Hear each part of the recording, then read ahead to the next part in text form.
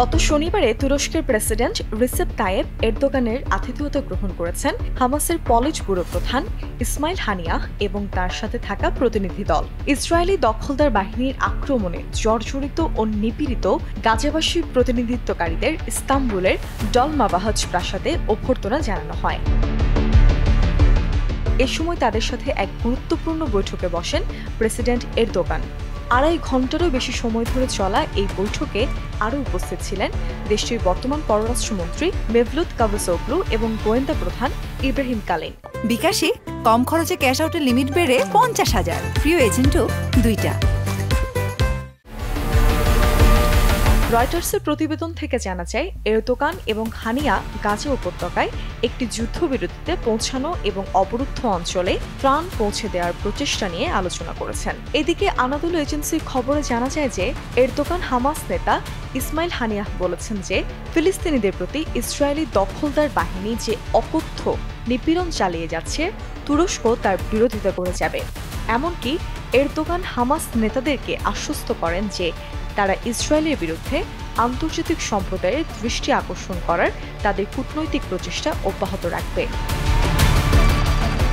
Anadolu এজেন্সির খবরে আরও জানা যায় যে এরদোগান হামাসের প্রতিনিধি দলকে বলেছেন তুরস্ক তাদের সাধ্যমতো ফিলিস্তিনকে সাহায্য করবে এবং গাজার জনগণের দুর্ভোগ কমাতে মানবিক সহায়তা প্রদান অব্যাহত রাখবে। এই বৈঠকের সময় তুর্কি রাষ্ট্রপতি আরও উল্লেখ করেন যে গত 9 এপ্রিল থেকে তারা ইসরায়েলের বিরুদ্ধে বাণিজ্য নিষেধাজ্ঞা সহ একাধিক নিষেধাজ্ঞা কার্যকর করেছে। এ সময় এরদোগান ফিলিস্তিনি ঐক্যের উপর সর্বোচ্চ গুরুত্ব দেন। তিনি হানিয়াহকে বলেন, ইসরায়েলি দখলদার বাহিনীকে রুখে দেওয়ার জন্য এবং নিপীড়িত গাজাবাসীর বিচার নিশ্চিত করার জন্য প্রয়োজন ঐক্য ও অখণ্ডতা। তিনি আরও বলেন, ফিলিস্তিনিদের বিরুদ্ধে যে অন্যায় করছে, ইসরায়েলকে অবশ্যই একদিন তার মূল্য চুকাতে হবে।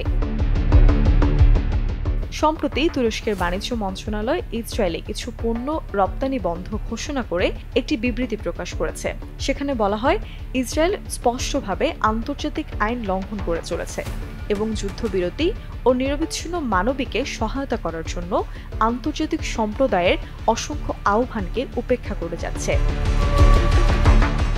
এই বিবৃতিতে তুর্কি মন্ত্রণালয়ের পক্ষ থেকে আরও জোর দিয়ে বলা হয়েছে, ইসরায়েলি দখলদার বাহিনী নিরস্ত্র গাজাবাসীর বিরুদ্ধে যতক্ষণ না পর্যন্ত একটি যুদ্ধবিরতি কার্যকর করছে এবং গাজা উপত্যকায় মানবিক সহায়তার পর্যাপ্ত এবং নিরবিচ্ছিন্ন সরবরাহে বাধা দিচ্ছে, ততক্ষণ পর্যন্ত ইসরায়েলের বিরুদ্ধে তুরস্কের এই বাণিজ্যিক নিষেধাজ্ঞা অব্যাহত থাকবে।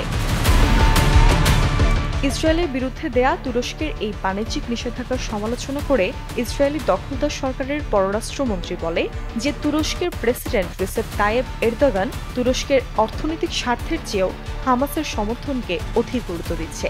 এমনকি ইসরায়েলও তুরস্কের বিভিন্ন পণ্যের ওপর বাণিজ্যিক নিষেধাজ্ঞা আরোপ করবে বলে হুমকি দেয় ইসরায়েলি দখলদার সরকারের পররাষ্ট্রমন্ত্রী।